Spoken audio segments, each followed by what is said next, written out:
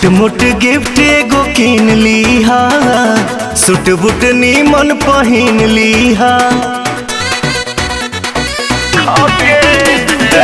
छोटे मोटे गिफ्ट एगो किन लीहा, सूट बूट नीमन पहिन लीहा।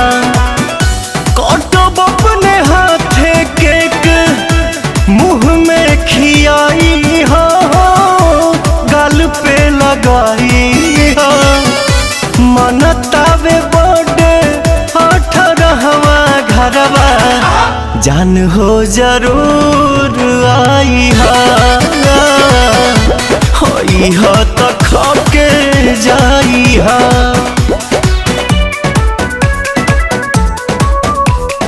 खाके जाई हा।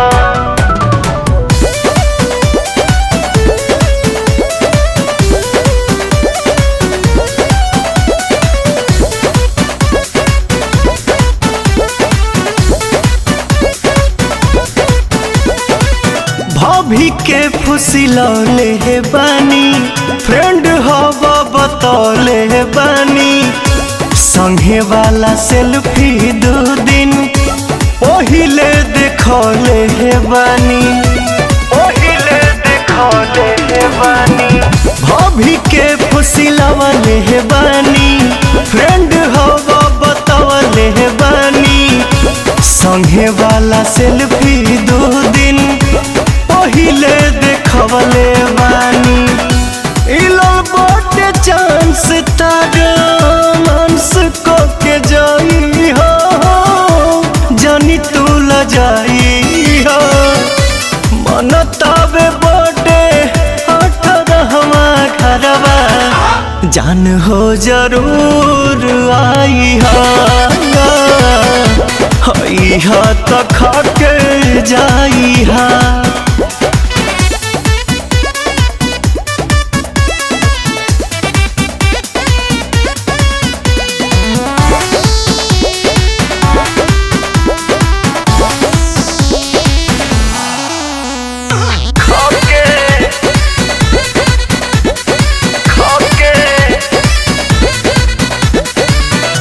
बोतल में परोस के हम हाथे से खियाई।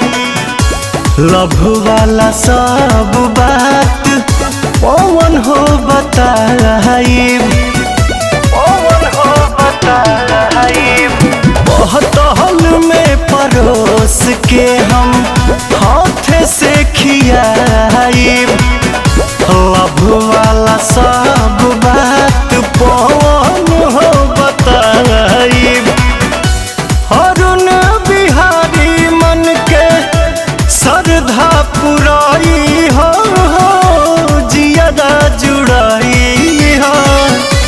मनतावे बर्थडे 18वां घरवा, जान हो जरूर आई हा।